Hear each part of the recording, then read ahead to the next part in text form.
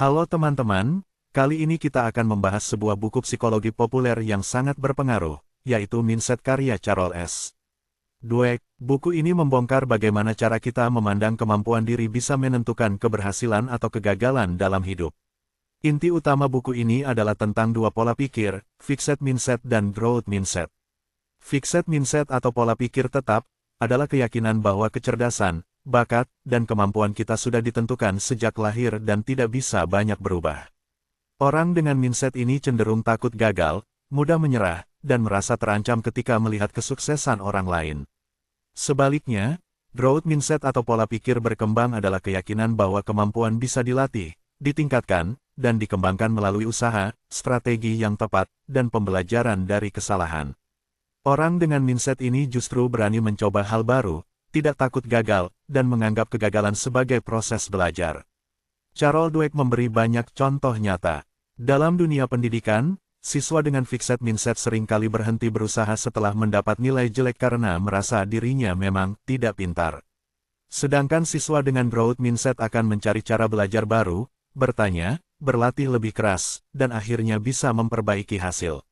Di dunia olahraga, banyak atlet terkenal bukanlah yang paling berbakat sejak kecil, melainkan yang tekun berlatih meski gagal berkali-kali. Mereka percaya usaha akan membawa hasil. Begitu juga di dunia bisnis, perusahaan dengan fixed mindset sering berhenti berkembang karena merasa sudah cukup sukses.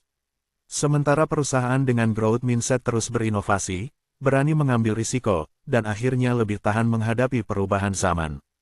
Bagian menarik lainnya adalah soal parenting dan hubungan. Dweck menjelaskan bahwa cara kita memberi pujian bisa membentuk mindset anak. Pujian seperti, kamu memang pintar, terdengar baik, tapi bisa menjerat anak dalam fixed mindset. Anak jadi takut mencoba hal baru karena takut tidak terlihat pintar lagi.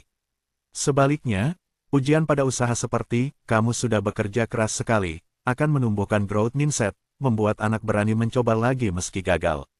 Pesan penting dari buku ini adalah bahwa kita semua punya campuran antara fixed dan growth mindset.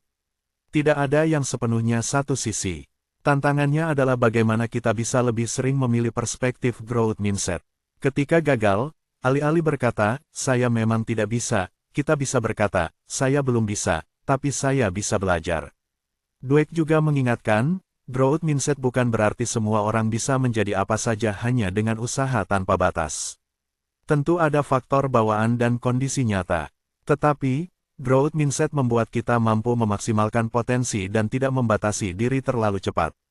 Buku Mindset ini ditulis dengan bahasa yang sederhana, penuh contoh konkret, sehingga mudah dipahami siapa saja, baik pelajar, guru, orang tua, pemimpin, maupun pekerja. Konsepnya sederhana, tapi dampaknya besar. Banyak sekolah dan perusahaan di seluruh dunia yang kemudian menggunakan konsep growth mindset sebagai dasar strategi mereka.